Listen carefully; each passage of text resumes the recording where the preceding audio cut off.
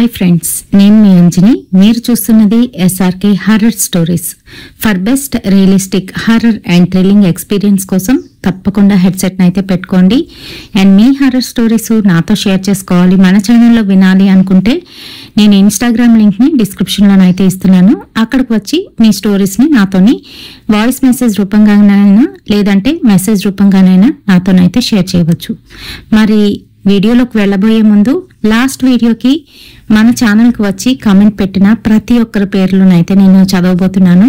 And ఎవరివైనా miss అయితే ఆ తర్వాత వచ్చే వీడియోలోని ఖచ్చితంగా నేను వాళ్ళ పేరు అయితే తీస్తానండి. అండ్ లక్ష్మి గారు, సత్య గారు, గౌతమ్ బుజ్జి గారు, హేమకాంతి గారు, విజయ గారు, బాలాజీ గారు విజయనగరం నుంచి, గాడ్ ఈజ్ లవ్ అనే అకౌంట్ నుంచి, వీరామణి గారు అండ్ దివ్యవాణి గారు, రూబీ గారు చెన్నై నుంచి, ఇమాం గారు, రెజీనా గారు, భవానీ గారు, దేవదాస్ గారు వరంగల్ నుంచి, సంధ్య గారు, అబ్దుల్ గారు, మౌనిక, లక్ష్మి గారు, నాగేంద్ర ప్రసాద్ గారు, ఇంకా ఇందిరాస్ కిచెన్ నుంచి ఇందిరా గారు, యానిమీ రేంజ్ అనే అకౌంట్ నుంచి అమ్ములు గారు బెంగళూరు నుంచి, జోషిత గారు వైజాగ్ నుంచి, సృజన్ గారు, ఇంకా గాయత్రి గారు, సలీం షేక్ గారు కువైట్ నుంచి, ధనరాజ్ గారు కొవ్వూరు నుంచి, ఇంకా రాంబాబు గారు తెనాలి నుంచి, అమ్ములు అని మరొక అకౌంట్ నుంచి అయితే ఉంటుందండి. ఇంకా ఎవరినైనా మిస్ అయినట్లయితే తప్పకుండా నాకు కామెంట్ సెక్షన్ లోనైతే కమెంట్ చేయండి. రవిశంకర్ గారు, మీ కామెంట్స్ అస్సలు నాకు కనిపించట్లేదండి, ఎపియర్ అవ్వట్లేదు. ఫస్ట్ కామెంట్ ఇచ్చిన తర్వాత సెకండ్ కామెంట్ ఎప్పుడైతే మీరు చేస్తున్నారో అప్పుడు నేను ఆ సెకండ్ కామెంట్ నాకు కనిపించిన తర్వాత నేను మీ అకౌంట్ లోకి వెళ్ళి మరి చెక్ చేయవలసి వస్తుందన్నమాట. అంతకు ముందు అయితే నాకు అస్సలు మీ అకౌంటే కనిపించట్లేదు. మీరు తప్పుగా అర్థం చేసుకోవద్దు, నేను చాలా ట్రై చేస్తున్నాను, ఇంకా ఎవరైనా మిస్ అయ్యారా అని చెప్పి చెక్ చేస్తున్నాను. అండ్ పేరున ప్రతి ఒక్కరికి కూడాను కామెంట్ చేసినందుకు ధన్యవాదాలు అయితే తెలియజేసుకుంటున్నానండి. నా వీడియోస్ కోసం మీరు ఎలా అయితే ఎదురు చూస్తూ ఉంటారో నేను మీ కామెంట్స్ కోసం అలానే ఎదురు చూస్తూ ఉంటాను. అలాగే ప్రతి ఒక్కరు కూడా లైక్ వేయడం మర్చిపోతూ, ఇంకొక చిన్న హెల్ప్ అండి, అదేంటి అనంటే మీకు బాగా వీడియో నచ్చినట్లయితే తప్పకుండా మీ స్టేటస్లోనైతే పెట్టండి. సో దట్ మరికొంతమందికి తెలుస్తుంది కదా, లేదంటే మీ ఫ్రెండ్స్కి అయినా కూడా షేర్ చేయండి. ఇదే నా చిన్న విన్నపం అన్నమాట. మరి ఇప్పుడు ఏమాత్రం ఆలస్యం చేయకుండా వీడియోలోకి వెళ్ళిపోదాం.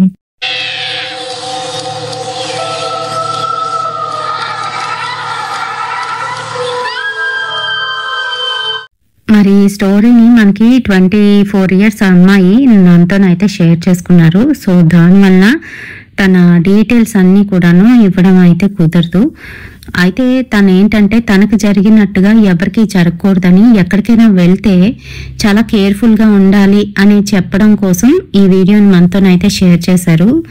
చాలా ఇబ్బందులు అయితే పడ్డారు. అయితే తను ఏపీలోనే ఉండే అమ్మాయే. తను నీట్ ఎగ్జామ్కి అపియర్ అయ్యి ఒరిస్సాలోని వాళ్ళ మామయ్య వాళ్ళు ఉన్నారు. సో వాళ్ళ మామయ్య వాళ్ళ ఇంటికి వెళ్ళి చదువుకోవడానికి ఒరిస్సా అయితే వెళ్ళింది. అయితే తనకి ఒక ఫేమస్ కాలేజీలోనే సీట్ అయితే వచ్చింది నీట్ ఎగ్జామ్ రాసిన తర్వాత. మరి ఇంకా కాలేజ్ పేరు అవేమి కూడా ఇక్కడ ప్రస్తావించొద్దని స్ట్రిక్ట్గా అయితే అడిగింది అమ్మాయి. సో అందుకనే నేనైతే చెప్పట్లేదు. అయితే మరి ఆ కాలేజ్లోని తను హాస్టల్ రూమ్ తీసుకొని తను అక్కడైతే ఉంటుంది. ఫ్రెండ్స్ అయితే కుదిరారు చాలా మంది. అండ్ అలాగే చాలా మంది వేరే స్టేట్స్ నుంచి కూడా రావడం అయితే జరిగింది. సో మన ఏపీ నుంచి వెళ్ళింది కదా తిను ఏంటంటే తెలుగు వాళ్ళు ఎవరైనా కనిపిస్తే వాళ్ళతోని ఫ్రెండ్షిప్ చేసి వాళ్ళు కలిసి తీసుకుంటే రూమ్ బాగుంటుందని అనుకుందనమాట. మరి అలానే ఒక అమ్మాయి తెలంగాణ నుంచి అయితే వచ్చింది, తనతోనైతే ఫ్రెండ్షిప్ చేసింది. తన పేరు గీత. మరి తిన పేరు హాసిని అనుకుందాము. అయితే హాసిని లైఫ్లోని ఎప్పుడు తనైతే ఇలా అవుతుందని అనుకోలేదంట. అలాంటి ఇన్సిడెంట్ అయితే జరిగింది అని చెప్పారు. అదేంటి అని అంటే హాస్టల్కి వెళ్ళి ఒక 1 week అయితే ఉందంట. తర్వాత హోమ్ సిక్ అయ్యి తను మళ్ళీ రిటర్న్ అయితే ఇంటికి వచ్చేసింది. మరి కొన్ని రోజులు ఇంట్లో ఉండిన తర్వాత మళ్ళీ తనైతే హాస్టల్కి వెళ్ళిపోయింది. ఆ తర్వాత తన ఫ్రెండ్స్ ఇంకా సీనియర్స్ అందరూ కూడా బాగా క్లోజ్ అవ్వడంతో వాళ్ళతోనైతే మింగిల్ అయిపోయింది. ఆ తర్వాత మెల్లమెల్లగా ఫుడ్కి కూడా అలవాటు పడింది. ఇంకంతా బాగుంది. ఆల్ సెట్ అనుకునే సమయానికి ఏంటంటే 1 ఇయర్ తనకు తెలియకుండానే గడిచిపోయిందంట. అండ్ అందరికీ కూడా మంచి మార్క్స్ అయితే వచ్చాయి. ఇప్పుడు సెకండ్ ఇయర్లో ఉండేటప్పుడు చాలా హ్యాపీగా ఇంకా ఎంజాయ్ చేస్తూ చదువుకోవడం అయితే స్టార్ట్ చేశాము. అంతేకాదు వీకెండ్స్ వచ్చాయని అంటే ఖచ్చితంగా ఎక్కడికైనా ప్లాన్ చేసి వెళ్ళి వచ్చేస్తూ ఉండేవాళ్ళమి. దగ్గరలో ఉన్న టెంపుల్స్ కావచ్చు, లేదంటే ఏమైనా షాపింగ్ కావచ్చు, అలా అందరం కలిసి వెళ్ళేవాళ్ళమి. అయితే మా క్లాస్లో ఉన్న నీనాకి మ్యారేజ్ అయితే సెట్ అయింది. నీనా ఒక నార్త్ ఇండియన్, రాజస్థాన్లోని వాళ్ళందరూ కూడా సెటిల్ అయిపోయారు. మరి తను మా అందరినీ కూడాను స్పెషల్గా ఇన్వైట్ అయితే చేసింది, తన పెళ్ళికి ఎలాగైనా రావాలి అని చెప్పేసి. మేము కూడా చాలా హ్యాపీగానైతే ఫీల్ అవుతున్నాము. మరి 1 ఇయర్లోని ఎంతగా కలిసిపోయామో మాకే తెలియదు. సరే ఇంకా మేమందరం కూడా రెడీ అయితే అయిపోయామన్నమాట. నేను ముందుగానే వెళ్ళిపోయింది. ఆ తర్వాత దాన్ని డైరెక్షన్స్ అడుగుతూ వాళ్ళ ఇంటికి జాగ్రత్తగానైతే చేరుకున్నాము. వాళ్ళది చాలా పెద్ద కుటుంబం, అది కూడా అందరూ కలిసి ఉంటారనమాట. అంటే ఉమ్మడి కుటుంబం అంటారు కదా, ఆ టైపు. అయితే నేనా ఏంటంటే చిన్నదాయి అవ్వడంతోనే వాళ్ళ ఇంట్లో అందరూ కూడా చాలా గారాబంగానైతే చూసేవారు. మరి అలానే ఒక పెద్ద ఇంటి అబ్బాయిని అయితే తీసుకొచ్చారు. అంటే ఫైనాన్షియల్గా బాగా వెల్ సెటిల్డ్ అయిన ఒక అబ్బాయి అనమాట. నేనకు కూడా అబ్బాయి అంటే చాలా ఇష్టం. మరి తన పెళ్ళైన 5 days అయితే జరిపించారు వాళ్ళు. ఆ తర్వాత ఏంటంటే మాకు ఒక విడిది ఇల్లు అయితే ఇచ్చారు. యాక్చువల్గా వాళ్ళ బంగ్లా దగ్గర నుంచి కొంచెం దూరంలోనే ఉంటుంది, అది కూడా పెద్ద ఇల్లే. అదేంటనంటే నేను చిన్నప్పుడు అక్కడైతే ఉండేవారంట వీళ్ళందరూ. ఆ తర్వాత మరి ఎందుకు ఖాళీ చేసేసారో అక్కడి నుంచి ఖాళీ చేసి ఈ ఇంట్లోకి అయితే వచ్చేసారు. ఇంకా పెద్ద ఇల్లు అనమాట. సో ఆ ఇల్లు కూడా చూడడానికి చాలా బాగుంది, కానీ కొన్ని రూమ్స్ అయితే తలుపులు వేసేసి ఉన్నాయి. మరి కొన్ని రూమ్సే మాకు వాడుకోమని ఇచ్చారనమాట. అది కూడా పైన వాడుకోండి, కిందకి రాకండి, నైట్ టైము కిందన ఎవరు ఉండరు అని చెప్పేశారు. సరే మేము కూడా అలానే పైన అయితే ఉన్నాము. నైట్ ఆ రోజు పడుకున్నాము లేదో కిందనేవో చప్పుళ్ళు అయితే వినబడుతున్నాయి. అందరూ పడుకుని పోయారు. నాకు మటుకు నిద్ర పట్టుగా అటు ఇటు కదులుతున్నాను. ఈలోగా కింద నుంచి ఏవో శబ్దాలు అయితే వినిపించాయి. అవి ఎలా అంటే ఎవరో కూర్చొని ఏడుస్తున్నట్టు, అది కూడా మగ గొంతుతోని. అది వినేసరికి నా ఒళ్ళంతా ఒక్కసారిగా గూస్ బంప్స్ అయితే వచ్చేసాయి. ఇంకా భయంతోని నేనైతే అటు ఇటు చూస్తున్నాను. నా పక్కనున్న ఫ్రెండ్ని లేపుతూ ఉంటే అది అస్సలు లెగట్లేదు. గీత లేవే అంటూ ఉంటే ఏంటే బాగా అలిసిపోయి ఉన్నాను, ప్లీజ్ నన్నేం లేపొద్దు అంటూ అదైతే పడుకుంది. మా వాళ్ళంతే, పడుకున్నారంటే అస్సలు లేవరు. ఇంక సరే నేనే లేచి మెల్లగా వెళ్ళి జార్లో ఉన్న వాటర్ని తీసుకొని తాగుతున్నాను. ఈలోగా కింద నుంచి చాలా గట్టిగానైతే ఏడుస్తున్నారు. ఆ శబ్దం నాకు క్లియర్గా వినబడుతుంది. ఇంకా భయంతోనే నేనేంటంటే వెళ్ళాలా వద్దా అనే ఆలోచనలోనైతే పడ్డాను. అయితే మాకు అక్కడ దింపినప్పుడు వాళ్ళైతే క్లియర్గా చెప్పేశారు, నైట్ ఎటువంటి సౌండ్స్ వచ్చినా కూడా కిందకైతే రాకండి, కిందన ఎవ్వరూ లేరు, మీరు మాత్రమే ఉన్నారు అని చెప్పారు. మరి అలాంటిది ఇప్పుడు ఎవరు ఏడుస్తున్నారు, అది కూడా మగ ఆయన, ఎవరై ఉంటారబ్బా అంటూ మెల్లగానైతే డోర్ ఓపెన్ చేశాను. ఇంకా బయటికి వెళ్తూ మెట్లు దిగుతూ ఉంటే అంతా చీకటిగానైతే ఉంది. పై రూమ్లన్నీ కూడా లైట్స్ వేసి అయితే ఉన్నాయి. ఇంకా వెంటనే నా టార్చ్ ఆన్ చేసి కిందకైతే దిగాను. చుట్టూ చూశాను, అక్కడ ఎవ్వరూ లేరు, ఖాళీగా ఉంది. కానీ నాకైతే మెల్లగానైతే ఆ ఏడుపు ఒక రూమ్లో నుంచి అయితే వినబడుతుంది. అది కూడా ఆ మూలైతే ఉంది. ఎవరై ఉంటారు అని చెప్పి మెల్లగానైతే ధైర్యం చేసి ముందుకైతే వెళ్ళాను. నాకు ఇలాంటి వాటిల్లోని చాలా ఆసక్తి ఎక్కువ. అదే నా ప్రాణాల మీదకి తీసుకొస్తుందని ఎప్పుడూ అనుకోలేదు. మరి అలానే దగ్గరికి అయితే వెళ్ళాను. అక్కడ ఆ రూమ్లో నుంచి ఎవరో మళ్ళీ ఏడుస్తున్నారు. అరే ఎందుకు ఏడుస్తున్నారు, ఏమై ఉంటుంది అని చెప్పి ఆ డోర్ దగ్గరికి వెళ్ళేసరికి డోర్ అయితే తాళం వేసేసి ఉంది. అయ్యో తాళం వేసింది, ఇందులో ఎవరుండుంటారు, ఎందుకు ఏడుస్తున్నారు అంటూ ఊరుకోకుండా డోర్ మీద అయితే ఒకటి కొట్టాను. Hello, is anyone there in the room అంటూ అడుగుతున్నాను. కానీ అటుపక్క నుంచి అయితే సమాధానం రావట్లేదు. ఏడుపు మటుకు విపరీతంగానైతే ఏడుస్తున్నారు. ఇంకా గట్టిగానైతే అయిపోయింది. ఎవరలా ఏడుస్తున్నారు? అయ్యో పాపం అనిపించింది. మళ్ళీ కొడుతూ హిందీలోనైతే అడిగాను. అయినా కూడా ఎటువంటి సమాధానం అయితే రాలేదు. అయ్యో, నాకు వచ్చినవి ఈ 2 లాంగ్వేజ్లే, మరి ఎలా అంటూ ఇంకా ఏమైనా తలుపులు తీసున్నాయేమో అని అంతా చూస్తున్నాను. పక్కన ఒక కిటికీ అయితే ఉంది. సరే, ఆ కిటికీలోని చూద్దామని దగ్గరికి వెళ్ళి చూస్తే కిటికీ గెడ పెట్టేసే ఉంది. ఆ కిటికీ మీద కొడుతూ hello hello, can you hear me, please talk to me అంటూ నేనైతే వాళ్ళని అడుగుతున్నాను. అయినా కూడాను ఎటువంటి సమాధానం అయితే లేదు.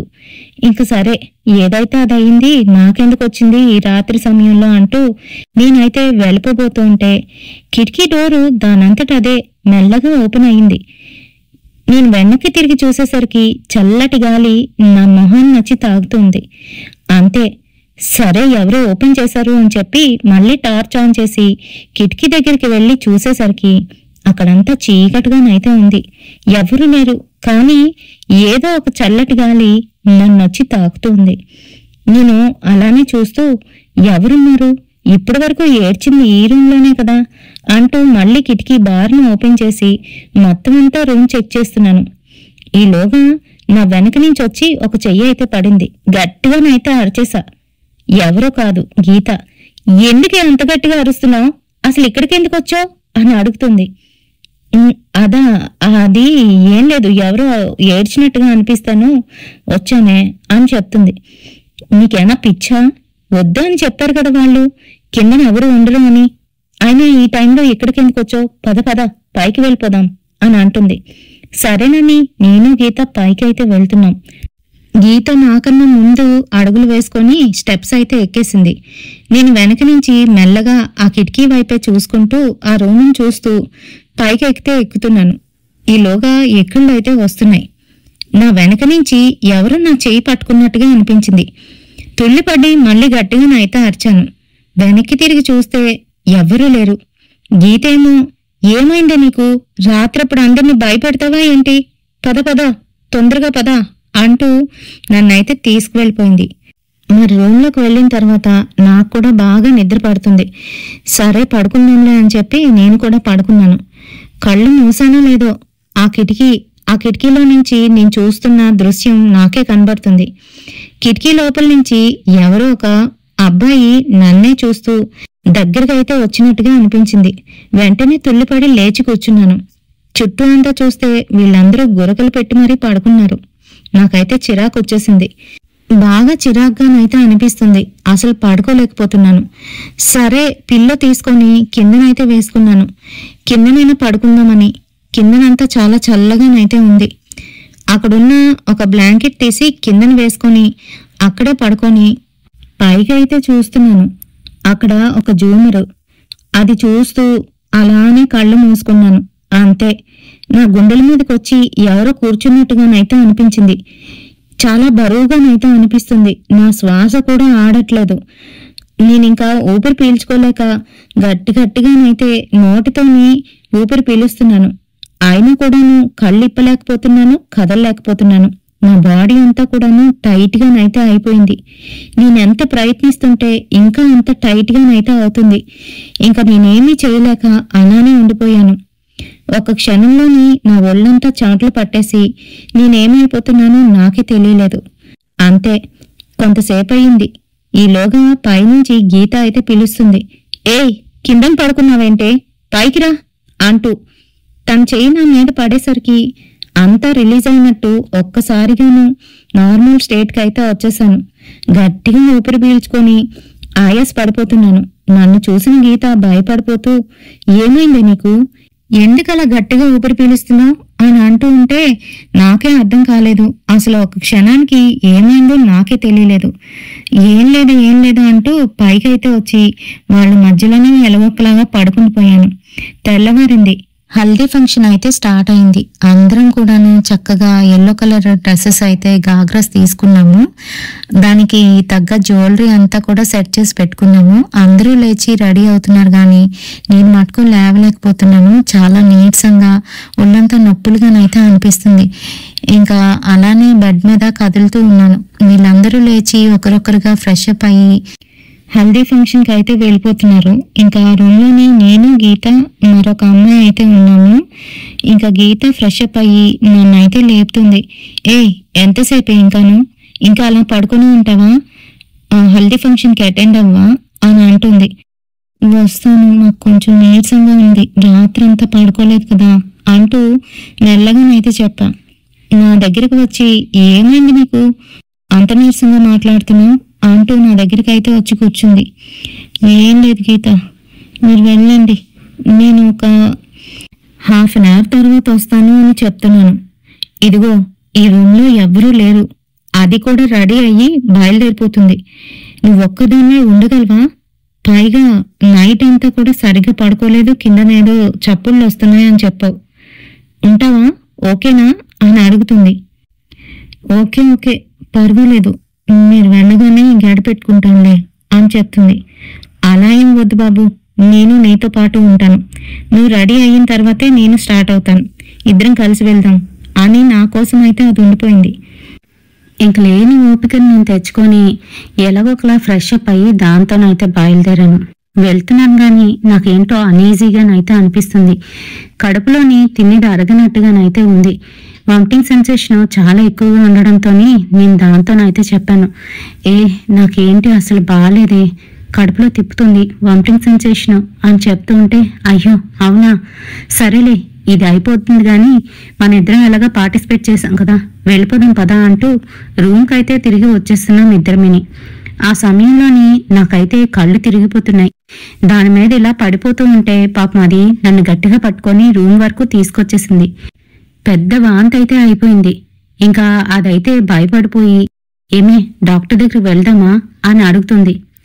ఏం పర్వాలేదు, నార్మల్ అయిపోతుంది, రాత్రి ఫుడ్ తినిన తర్వాత పడుకోలేదు కదా, సో అందుకని ఇలా కంగారు పడవలసిన అవసరం లేదు, అంతా నార్మల్ అయిపోతుంది అని చెప్తున్నాను.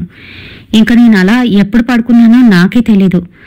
సాయంత్రం 6 అవుతున్న సమయంలోని నన్నైతే గీత లేపుతుంది.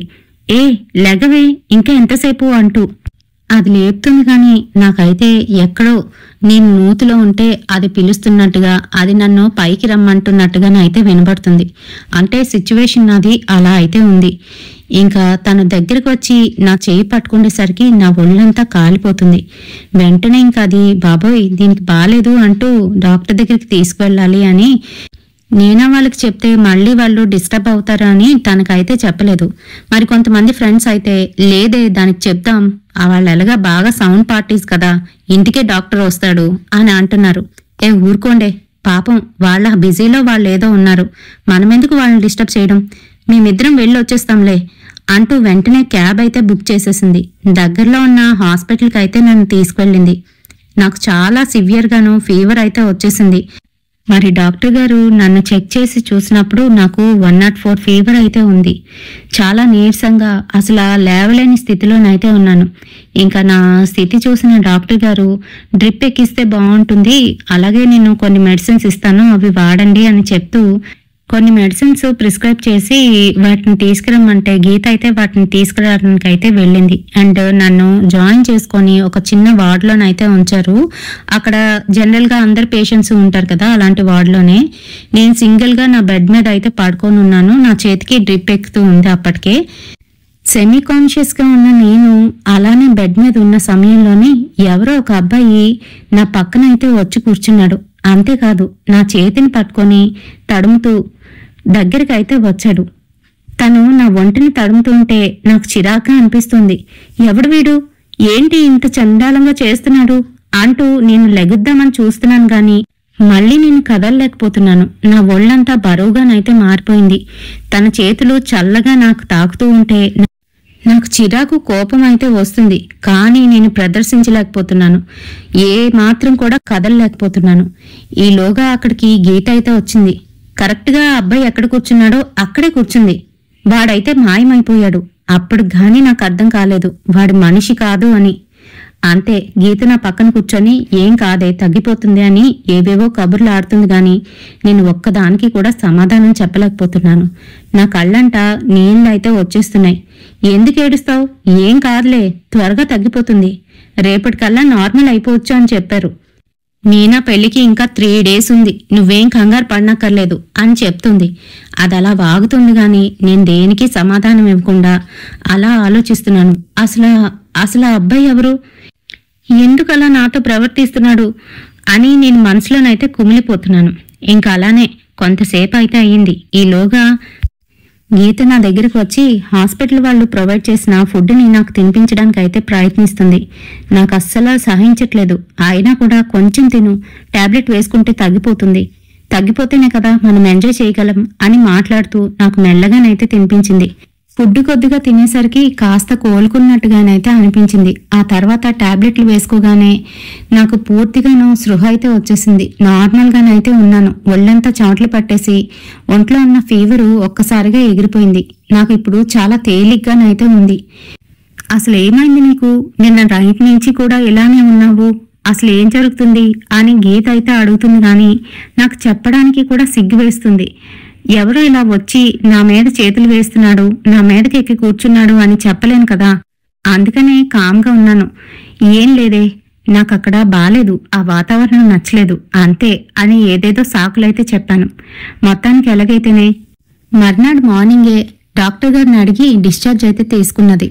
ఇంకా డిశ్చార్జ్ అయ్యి బయటకు వచ్చేసరికి మధ్యాహ్నం అయితే అయిపోయింది. మళ్ళీ ఆ పెళ్లి మండపానికి అయితే వెళ్ళిపోయాం. అక్కడ కోలాహలంగానైతే ఉంది. వాళ్ళందరి మధ్యలో కూర్చుంటే బాగుంటుందని అక్కడికే వెళ్ళి కూర్చున్నాను. అందరూ చక్కగా ఎంజాయ్ చేస్తున్నారు. మా ఫ్రెండ్స్ కూడా నన్ను రమ్మంటూ పిలుస్తున్నారు. కానీ నాకెందుకో ఇంకా కాస్త నీరసంగా అనిపించి అక్కడికైతే వెళ్ళలేదు. దూరంగా కూర్చొని అదంతా చూస్తున్నాను. ఈలోగా నా చుట్టూ ఉన్న జనాలందరూ కూడా అక్కడికి వెళ్ళి ఆ కోలాహలంలోని పార్టిసిపేట్ అయితే చేస్తున్నారు. ఈలోగా నా వెనకాతల నుంచి ఏదో చల్లటి గాలి నా మెడని తాకుతూ వెళ్ళినట్టుగా అనిపించింది. ఏంటిది అని అనుకున్నాను. ఆ తర్వాత నా మెడ మీద ఎవరో చేత్తోని తడుముతున్నట్టుగానైతే అనిపించింది. టక్కున వెనక్కి తిరిగి చూస్తే అక్కడ ఎవరూ లేరు. భయం వేసింది. బాబోయ్, ఇక్కడ ఉండకూడదు అనుకుంటూ అక్కడి నుంచి లేచి మళ్ళీ వాళ్ల దగ్గరికి అయితే వెళ్ళిపోయాను. ఇంకా అలానే ఆ రోజంతా కూడా గడిపేశాను. నైటు అందరం పడుకుందాం, ఆ రూమ్కి వెళ్దాం అనుకునేసరికి నాకైతే భయం వేస్తుంది. అప్పుడు పడుకోవడం ఏంటి, కాసేపు ఎంజాయ్ చేద్దామే అని వాళ్లతోనైతే అంటున్నాను. ఇంకెంతసేపే, ఇప్పటికే 12 అయిపోయింది, అందరూ పడుకుంటుపోతారు, మళ్ళీ రేపు మార్నింగే లెగాలి కదా అని అంటూ నన్నైతే బలవంతంగా లాక్కు వెళ్ళిపోయారు. నేను ఇంకా చేసేది లేక వాళ్లతోనైతే వెళ్ళిపోయాను. ఆ రూమ్ తలుపు ఓపెన్ చేసేసరికి పొద్దున్నుంచి మేమెవ్వరూ అక్కడ లేకపోవడంతోనే అదంతా బ్యాడ్ స్మెల్ అయితే కొడుతుంది కిందన. అది కూడా చీకటిగానైతే ఉంది. వెంటనే మా వాళ్ళు లైట్లు అయితే ఆన్ చేశారు. ఏంటో కిందనంతా చీకటి, అది కూడా బ్యాడ్ స్మెల్. పైన చూస్తేనేమో ఇంద్రభవనంలా ఉంటుంది. ఏంటో వీళ్ళు మర్యాదలు వీళ్ళును. సరే పదండే అంటూ పైకైతే ఎక్కుతున్నారు అందరూను. ఇంకా నేను కూడా పైకి ఎక్కుతూనే మెల్లగా ఆ రూమ్ వైపు అయితే చూశాను. ఆశ్చర్యంగా ఈరోజు ఆ రూమ్ డోరు ఓపెన్ చేస్తుంది. ఇదేంటి, నిన్న తాళం వేస్తుందిగా, ఈరోజు తాళం లేదు, ఎవరు తీసుంటారు, అయినా ఏమై ఉంటుంది అని అనుకుంటూనే పైకైతే వెళ్ళిపోయాను. భయం వేస్తున్నా కూడా వాళ్ళందరి మధ్యలో ఉండి వాళ్ళు ఏవేవో మాట్లాడుతుంటే అవి వింటూనే నిద్రపోయాను. ఎప్పుడు పడుకున్నానో నాకే తెలీదు. ఇంకా అప్పటికి 2:30 అవుతుందేమో. ఆ సమయంలోని మళ్ళీ మెల్లగా చల్లటి గాలి నా మేడ మీదకొచ్చి తాకుతూ ఉంది. నాకు తెలివొచ్చి చూసేసరికి చుట్టూ ఎవరూ లేరు. నేనొక్కదాన్నే మంచం మీద అయితే ఉన్నాను. అది కూడా తిన్నంగా పడుకొనున్నాను. ఏమవుతుంది, వీళ్ళందరూ ఎక్కడికి వెళ్లారు, గీతా గీతా అంటూ పిలుస్తున్నాను. అంత చిమ్మ చీకటి, అసలేమీ కనిపించడం లేదు. అంత చిమ్మ చీకటిగానైతే ఉంది. బయటికి వెళ్ళిపోదామని లెగుద్దామనుకునేసరికి మళ్ళీ వాడే వచ్చి నా మీదైతే ఎక్కి కూర్చున్నాడు. అంతేకాదు ఈసారి నా 2 చేతుల్ని గట్టిగానైతే పట్టుకున్నాడు. నా మొహం మీద మొహం పెడుతూ చేయకూడనివన్నీ కూడా చేస్తున్నాడు. నాకు చిరాకైతే వచ్చేస్తుంది. లే అని గట్టిగానైతే అరుస్తున్నాను. నన్ను వదిలే, ఎందుకు నన్ను ఇలా ఇబ్బంది పెడుతున్నావు అని గట్టిగా అరుస్తూ ఉంటే వాడు మటుకు నన్ను వదలకుండా నా కాసి చూస్తూ అతి వికారంగా నవ్వుతూ ఉన్నాడు. నా మొహం అంతా తడుముతూ నవ్వుతూ దగ్గరికి వచ్చేసరికి నాకింకా భయం వేసి గట్టిగానైతే అరిచేశాను. అంతే, నా చుట్టుపక్కల ఉన్న వాళ్ళందరూ కూడా లేచి ఏమైందే నీకు అంటూ లేపారు. కళ్ళు తెరిచి చూసేసరికి నేను నా రూంలోనే ఉన్నాను. మా ఫ్రెండ్స్ అందరూ నా పక్కనే ఉన్నారు. ఇదెలా సాధ్యం, ఏమై ఉంటుంది, ఇదంతా నా కళ అనుకుంటున్నాను. ఏమవుతుంది నీకు? ఎందుకంత గట్టిగా అరిచావు అంటూ గీత అయితే వచ్చింది. ఇంకా అప్పటికి నేను తట్టుకోలేక గట్టిగా ఏడుస్తున్నాను. ఏమైంది నీకు గీస్ చెప్పు అంటూ ఎవరైనా ఏమైనా అన్నారా, ఏమైనా అయ్యిందా ఏంటి అని అడుగుతుంది గీత డౌట్ఫుల్ గాను. మిగతా వాళ్ళందరూ కూడా భయపడిపోయి నాకాసే చూస్తున్నారు. అసలు ఏమైంది? నిన్ను అబ్జర్వ్ చేస్తూనే ఉన్నాం, చాలా మూడీగానైతే ఉంటున్నావు, ఏం జరుగుతుంది అని అడుగుతూ ఉంటే హాసిని మటుకు ఏం మాట్లాడకుండా అలానే ఉండిపోయిందంట. తనకి పాపం సిగ్గు అనిపించింది. పెళ్లికాని అమ్మాయికి అలా ఎవరైనా దగ్గరకు వచ్చి అలాంటి ఇబ్బంది పెడుతూ ఉంటే ఎవరైనా ఏం చెప్పుకోగలరు? తన బాధతోని అలానే ఏడుస్తూ ఉంటే గీతకేదో అర్థమైంది. ఇంక తన్ని లాక్కొని పక్కకైతే తీసుకువెళ్ళింది. అసలు ఏమవుతుంది, నాకు కూడా చెప్పకూడదా? నేను నీ బెస్ట్ ఫ్రెండ్నే కదా అని అడుగుతుంది. అలా కాదు గీత, అది నేను చెప్పుకోలేనే అంటూ ఇంకా ఎక్కువ ఏడుస్తుంది. అసలుకే ఇంట్రోవర్ట్వి, అసలేం జరిగింది? ఎవరైనా ఏమైనా అన్నారా? పెళ్లిలోనేమైనా జరిగిందా? దాన్ని తలుచుకొని భయపడిపోతున్నావా, ఏడుస్తున్నావా? చెప్పు, పర్వాలేదు, నేను చూసుకుంటా అని అంటుంది.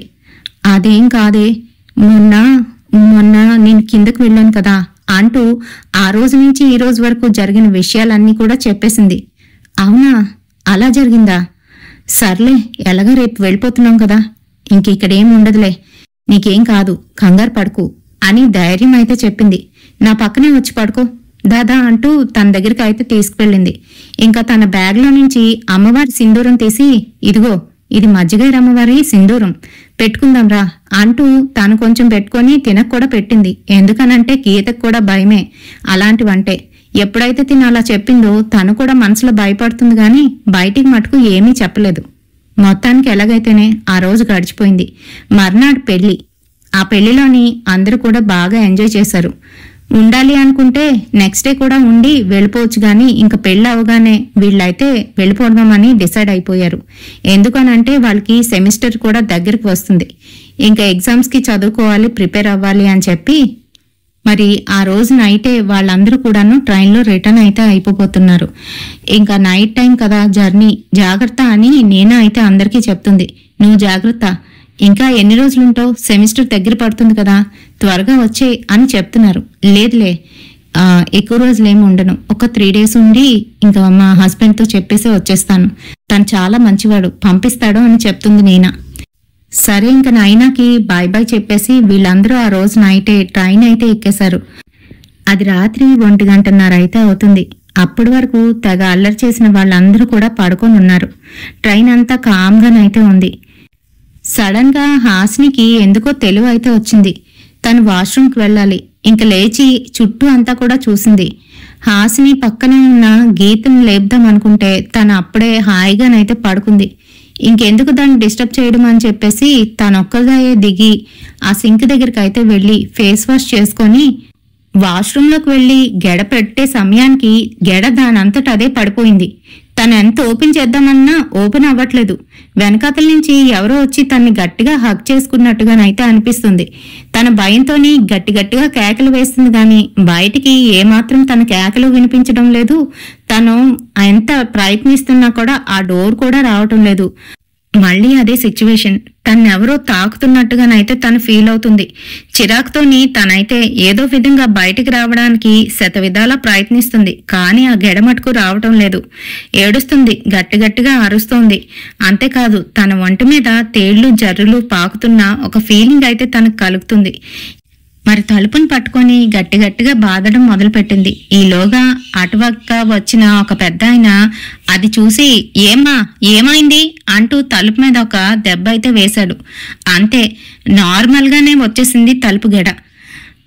ఏం లేదు అంకుల్, ఏం లేదు, భయం వేసింది అంటూ వెనక్కి అయితే చూస్తుంది. అక్కడ ఎవరు లేరు. రాత్రప్పుడు ఒంటరిగా రాకూడదమ్మా, నీ ఫ్రెండ్స్ అంతమంది ఉన్నారుగా, ఎవరినైనా లేపుండాల్సింది. సరే జాగ్రత్త అని అంటూ ఉంటే మళ్ళీ వాష్రూంలోకి వెళ్ళి తన పని కానిచ్చుకొని బయటికైతే వచ్చి ఇంకా బిక్కుమనుకుంటూ తనకి విపరీతంగా చెమటలు పట్టేస్తూ ఉంటే ఆ చెమటలను తుడుచుకుంటూ అటుమంకైతే వెళ్ళింది. అంతే, అక్కడ గీత లేచి కూర్చొని ఏంటే నన్ను పిల్లొచ్చుగా, ఏమైంది అని అడుగుతుంది. తన్ని పట్టుకొని గట్టిగానైతే ఏడ్చేసింది. ఏమైంది నీకు అని అంటూ ఉంటే, వాడెవడు నా వెనకే పడ్డాడే, వాడిక్కడికి కూడా వచ్చాడు బాత్రూంలో అంటూ జరిగిన విషయం మొత్తం చెప్పింది. అవునా, సరే మనం కాలేజీకి వెళ్ళిన తర్వాత మీ ఇంటికి వెళ్ళిపోదు గాని అసలు కాలేజీలో కూడా వద్దు. ఇది సీరియస్ మ్యాటర్, మీ పేరెంట్స్కి ఖచ్చితంగా చెప్పాల్సిందే అని అంటుంది. వద్దొద్దు, వాళ్ళకి ఏం చెప్తానే నేను, నీకే 2-3 డేస్ తర్వాత చెప్పాను, అయినా నేను ఫేస్ చేయలేను, వద్దు వద్దు అని అంటుంది. వద్దు వద్దు అంటావేంటే, ఎవడో నీ వెనక పడ్డాడు, ఇప్పుడు వాడు మనిషి అయితే ఏదో విధంగా మనం తప్పించుకోవచ్చు, వాడు ప్రేతాత్మే, నీకు అర్థమవుతుందా అని అంటుంది. ఆ మాటలకి భయంతోనే వణికిపోతుంది. సరేనంటూ వెళ్లి ఇద్దరునైతే పడుకున్నారు. కరెక్ట్గా అప్పుడు మళ్ళీ 2:30 అయితే అవుతుంది. అంటే సరిగ్గా 1 గంట తర్వాత అన్నమాట. మళ్ళీ వచ్చి తన మీద అయితే కూర్చున్నాడు. కళ్ళిప్పి చూస్తుంది, కానీ చేతులు కాళ్ళు మటుకు కదపలేకపోతుంది. తన శరీరం తన ఆధీనంలోనైతే లేదు. వాడి గోర్లతోని తన ఒంటి మీద రక్కుతున్నాడంట, అది కూడాను ఎవరికీ కనిపించిన ప్రదేశంలో. తనకి ఆ స్పర్శ అయితే తెలుస్తుంది, ఆ నొప్పి కూడా తెలుస్తుంది, కానీ ఏమీ చేయలేని పరిస్థితి. తను అలానే ఏడుస్తూ అంతా కూడా చూస్తుంది. ఇంకా దేవుణ్ణి తలుచుకోవడం మొదలుపెట్టింది. దేవుడా నువ్వే దిక్కు, నాకు ఇంకెవరూ లేరు అంటూ దేవుణ్ణి అయితే తలుచుకుంటుంది. ఆ సమయంలోని ఎప్పుడైతే తను అలా దేవుణ్ణి తలుచుకుందో మెల్లమెల్లగా వాడి శక్తి క్షీణించినట్టుగా అయ్యింది. అప్పటి వరకు ఒళ్ళంతా కూడా బరువుగా అయిపోయిన తనకి కొంచెం రిలీఫ్ ఇచ్చేసరికి అర్థమైంది. సరే ఇంకా దేవుణ్ణి తలుస్తూ ఉంది, అంతే వాడి శక్తి మెల్లమెల్లగా క్షీణించి వాడైతే అక్కడి నుంచి మాయమైపోయాడు. ఇంకా అమ్మయ్య అనుకుంటూ లేచి కూర్చుంది. ఇంకా ఆ విషయాన్ని ఎలాగైనా వాళ్ళ పేరెంట్స్తోనైతే చెప్పాలని డిసైడ్ అయిపోయింది హాసిని. తను మార్నింగ్ మళ్ళీ ఫ్రెష్ అప్ అయ్యి వచ్చి వాళ్ళ ఫ్రెండ్స్తో కూర్చుంది, కానీ వాళ్ళందరూ మాట్లాడుతున్నా ఏం మాట్లాడకుండా అలానే ఉంది. ఆ రోజు నైట్ ఎప్పుడో వీళ్ళు ట్రైన్ అయితే దిగారు. ఇంకా వాళ్ళ హాస్టల్కి వెళ్ళారు, కానీ అందరూ 29 అవర్స్ ట్రైన్ జర్నీ చేయడం వల్ల చాలా బడ్లిక్గానైతే ఉన్నారు. ఎవరి మటుకు వాళ్ళు పడుకుని పోయారు. తినకి మటుకు నిద్ర పట్టడం లేదు. గీత మీ అమ్మ వాళ్ళతో మాట్లాడదామా అని అడుగుతూ ఉంటే, వద్దొద్దు రేపు మార్నింగ్ కాల్ చేసి మాట్లాడదాంలే, ఇప్పుడు ఎందుకు నైట్ టైము వాళ్ళకి ఇబ్బంది పెట్టడం అని అంటుంది. సరే అయితే రా వచ్చి పడుకోనంటే, వద్దే భయం వేస్తుంది అని అంటుంది. అలా కాదు, నువ్వు పడుకో, శుభ్రంగా తిను, ఏం కాదు, దేవుడికి దండం పెట్టుకో, ఏం అవ్వదు నీకు అంటూ పడుకోమని చెప్తుంది. సరేనని వచ్చి పడుకుంది. నీ దగ్గర అమ్మవారి బొట్టుంది కదా, అది ఇస్తావా అని అడుగుతూ అది తీసుకొని బొట్టయితే పెట్టుకొని పడుకుంది. ఇంకంతే కరెక్ట్గా 2:30 అయితే అవుతుంది. తన చుట్టూ ఏదో గాలిలాగా అయితే తిరుగుతుంది. తనకి తెలివైతే రావట్లేదు, పూర్తిగా నిద్దట్లోనైతే ఉంది. ఎందుకంటే జర్నీ కూడా చేసి వచ్చారు కదా, అందరిది అదే సిచ్యువేషన్. ఇంకా గాలి తన చుట్టూ తిరుగుతూ తన దగ్గరికి రాలేక దూరంగానైతే వెళ్ళిపోయింది. నిద్దట్లో ఉన్న హాసిని తన చేతిని తన నుదిటి మీద అయితే పెట్టుకుంది. ఆ తర్వాత మరి కొంతసేపటికి తన నుదిటి మీద ఉన్న ఆ కుంకుమ అయితే చెరిగిపోయింది. ఇంకా అలానే లేచి బాత్రూంకి అయితే వెళ్ళింది. తన పని కానిచ్చుకొని మళ్లీ వస్తున్న సమయంలోనే అదే నీడ తన వెనకాతలే వస్తుంది. ఏంటవుతుంది, ఏంటి మళ్ళీ నాకు చల్లగా అనిపిస్తుంది అని వెనక్కి ఎప్పుడైతే తిరిగిందో వాడు గట్టిగానైతే హగ్ చేసుకున్నాడు. అంతే, ఏం జరిగిందో తెలియదు గాని తెల్లవారేసరికి మళ్ళీ అలానే పడుకొని ఉంది. ఈసారి తన బట్టలు కూడా సరిగ్గా లేవు. పక్కనే ఉన్న గీత, ఇంకా లెగవేంటే, లే మీ అమ్మ వాళ్ళకి ఫోన్ చెయ్యాలి, కాలేజీకి కూడా టైం అవుతుంది, త్వరగా రా అంటూ లేపుతోంది. లేచి కూర్చొని అసలు తనకి ఏమీ కాలేనట్టే నార్మల్గానైతే ఉంది. స్నానం చేసుకొని వచ్చింది. బట్టలు వేసుకోమంటే ఏదో టీషర్టు ప్యాంటు అయితే వేస్తుంది. అదేంటే టీషర్టు ప్యాంటు వేస్తున్నావు, ఎప్పుడు నువ్వు కుర్తీ వేసుకుంటావు కదా, ఈ రోజేంటి కొత్త అవతారం అని అడుగుతుంది. ఏం మాట్లాడకుండా చిన్న స్మైల్ ఇచ్చి తనతోనే అయితే వెళ్తుంది. ఎప్పుడూ లేంది గీత రెడీ అవుతుంటే తనకాస అలా చూస్తూ ఉంది. అదేంటి అలా చూస్తున్నావు, అటుపక్కకి తిరుగు, బట్టలు మార్చుకోవాలా నేను అని అంటుంది.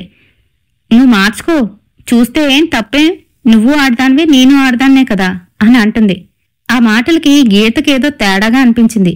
ఏంటి ఇలా మాట్లాడుతున్నావు, సరే అని తను వాష్రూంలోకి వెళ్ళి మార్చుకొని వచ్చేసింది. ఇంకిద్దరూ కలిసి క్లాస్కి వెళ్తూ ఉంటే గీత భుజం మీద అయితే చెయ్యి వేసింది. మగవాళ్ళు ఎలా అయితే వేస్తారో అలా అయితే వేసి పట్టుకుంది. ఇదేంటే కొత్తగాను అంటూ అదేం పట్టించుకోకుండా గీత ఏవో చూసుకుంటూ అలా క్లాస్లోకి అయితే వెళ్ళిపోయారు.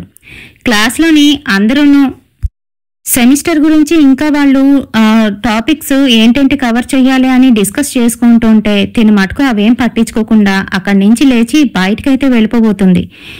ఇది చూసిన గీత, ఏ హాసిని, ఎక్కడికే వెళ్తున్నావు, ఆగు ఆగు అంటూ వెనక్కి అయితే వెళ్ళింది. ఎక్కడికి వెళ్తున్నావు, క్లాస్ అటెండ్ చేయవా అని అడుగుతూ ఉంటే, ఏం లేదు, నాకు చాలా బోర్గా అనిపిస్తుంది, నేను రూమ్లోకి వెళ్ళిపోతాను, సరేనా, ఈరోజు నేను డుమ్మా కొట్టేశాను, ఓకే అని అంటుంది. ఆ మాటలు వింటున్న గీతకి హాసిని మాటల్లాగైతే అనిపించలేదు. తనకేదో తేడా కొడుతుంది, భయం కూడా వేస్తుంది. తన నడక, తన బిహేవియర్ అంతా డిఫరెంట్గానైతే ఉంది. అది కూడాను ఒక అబ్బాయి ఎలా నడుస్తాడో అలా అయితే నడుచుకుంటూ అక్కడి నుంచి అయితే వెళ్ళిపోయింది. ఇంక తిను క్లాస్ రూమ్లోకి వెళ్ళి ఏం జరుగుతుందో కనిపెట్టాలి అని అనుకుంది. ఈలోగా క్లాస్ రూమ్లోకి ప్రొఫెసర్ అయితే వచ్చేశారు.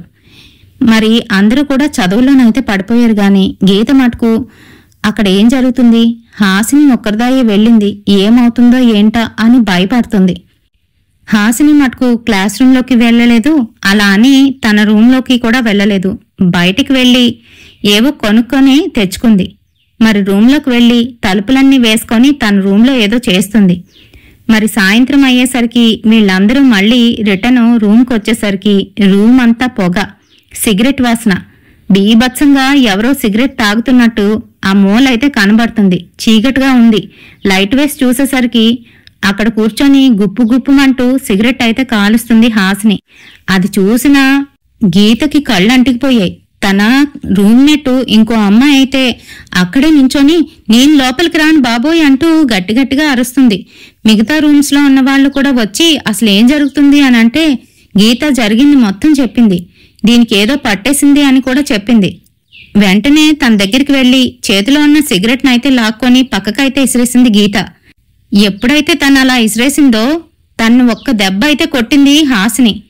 చెవులు గుయ్యమనిపోయాయి. గీత పాపం అలానే నించొని ఉండిపోయింది. మార్వాడి లాంగ్వేజ్లోని ఏదేదో మాట్లాడుతుంది హాసిని. తనకసలు ఆ లాంగ్వేజే రాదు. ఏం మాట్లాడుతుందో అర్థం కావట్లేదు. భయం వేస్తుంది. ఇంక అందరూ బయటకైతే వచ్చేశారు. జరిగిన విషయాలన్నీ కూడాను అక్కడున్న సార్లతోనైతే చెప్పారు. వెంటనే వాళ్ళ ఇంటికి కాల్ చేసి వాళ్ళ పేరెంట్స్ నైతే పిలిపించారు. ఇంక మరి హాసిని వాళ్ళ అమ్మ నాన్న హుటాహుట్టిన ఆ రోజు నైటే బయలుదేరి ఒరిస్సాకైతే చేరుకున్నారు. మరి వాళ్ళ మామయ్య ఎవరైతే ఉన్నారో వాళ్ళ దగ్గరికి వెళ్ళి ఇలా జరిగింది అమ్మాయికి అని అంటే వెంటనే తీసుకురండి అంటూ ఆ హాస్టల్ నుంచి తన్నైతే వాళ్ళ మామయ్య వాళ్ళ ఇంటికి అయితే తీసుకువెళ్ళిపోయారంట. అక్కడ వాళ్ళ మామయ్య వాళ్ళు ఆ నైట్ తన్ని చాలా జాగ్రత్తగానైతే చూసుకున్నారంట. ఎందుకనంటే తను బయటికి వెళ్ళిపోతానంటూ ఒక్కొక్కసారి నవ్వుతూ ఒక్కొక్కసారి వెకిలి వేషాలు వేస్తూ ఇలా చాలా రకాలుగానైతే చేసిందంట. మరి తర్వాత ఏం జరిగింది అని అంటే వాళ్ళ మామయ్య వాళ్ళు ఒరిస్సాలోనే ఉంటారు కదా, వీటి గురించి బాగా తెలుసు. సో వాళ్ళు ఏంటంటే మజ్జిగరమ్మ టెంపుల్ ఏదైతే ఉందో ఆ గైరమ్మ టెంపుల్లోని తాంత్రికులు వాళ్ళ పూజలు అవి చాలానే ఉంటాయి. వాళ్ళకి కూడా దాని గురించి బాగా తెలుసంట. అయితే వాళ్ళకి తెలిసిన అతని దగ్గరికి అయితే తీసుకెళ్లారు. తీసుకువెళ్తే వాడు ఎవడు ఏంటి అనేది వాళ్ళైతే కనుక్కున్నారు. మరి వాళ్ళ ఫ్రెండ్ గీతకి 2 days తర్వాత కాల్ చేసి అలా కాదమ్మా, మీతోని ఇంకొక అమ్మాయి చదువుకుంటుంది కదా, అమ్మాయికి మ్యారేజ్ అయింది కదా రీసెంట్ గాను, అక్కడికి వెళ్ళినప్పుడు ఏం జరిగింది ఏంటి అని అంటే జరిగిన విషయం మొత్తం గీత అయితే వీళ్ళకి చెప్పింది. అయితే ఒకసారి మేము నీనాతో మాట్లాడతాము అని అంటే నీనా అప్పటికే కాలేజ్కి రావడం అయితే స్టార్ట్ చేసింది. నీనాని అడిగితే అసలు విషయం అయితే బయటపడింది. అదేంటి అని అంటే వీళ్ళు ఒక ఇల్లు ఇచ్చారు కదా వాళ్ళకి విడిదిగా ఉండడానికి. ఆ ఇంట్లోని ఇంతకు ముందు వీళ్ళందరూ కూడా ఉమ్మటి కుటుంబం అని చెప్పాను కదా, కలిసి ఉండేవారంట. నీనా వాళ్ళ పెద్దనాన్న కొడుకు ఆ అబ్బాయి ఏంటంటే ఒక అమ్మాయిని లవ్ చేశాడంట. వీళ్ళ క్యాస్ట్ కాదు, వేరొక క్యాస్ట్, తక్కువ కులం అన్నమాట. అయితే వాళ్ళలోని మార్వాడీస్లోని ఇలాంటివి కూడా ఒప్పుకోరు, చెయ్యరు అసలు. వేరే క్యాస్ట్ వాళ్ళని ఎవరిని చెయ్యరు, అబ్బాయిలు కావచ్చు అమ్మాయిలు కావచ్చు. అందుకనే ఆ అబ్బాయిని ఏంటంటే వద్దని చెప్పేశారు. అంతేకాకుండా ఆ అమ్మాయి వాళ్ళని ఊరు నుంచి వెళ్ళేసేసారు. ఎక్కడికి వెళ్ళిందో కూడా తెలీదు. ఆ అబ్బాయి అయితే అలానే ఉండిపోయి ఇంకా నేను మ్యారేజ్ చేసుకోను అని చెప్పేసి తను అలానే తన ధ్యాసలో ఉండి కొన్నాళ్ళకి పూర్తిగాను తన అవుట్ ఆఫ్ కంట్రోల్ అయిపోయి ఏం చేశాడు అని అంటే ఆత్మహత్య చేసేసుకున్నాడు ఆ ఇంట్లోనే. సో అలా ఆత్మహత్య చేసుకోవడంతో వాళ్ళ తాలూకా వాళ్ళు ఆ ఇంట్లో వాళ్ళని ఉండొద్దు అని చెప్పడంతో ఆ ఇల్లు అలానే వదిలేసి గెస్ట్ రూమ్స్ కింద అలా చేసేసి అక్కడేవో పూజలు చేసి ఆ రూమ్ని తాళం వేసి అలానే వదిలేశారంట. ఆ తర్వాత వీళ్ళు నార్మల్గా వేరొక ఇల్లు కట్టుకొని అందులోకైతే షిఫ్ట్ అయిపోయారు. కానీ వాళ్ళకి అప్పుడప్పుడు అందులో నుంచి శబ్దాలు వినిపించడం ఇవన్నీ తెలుసు.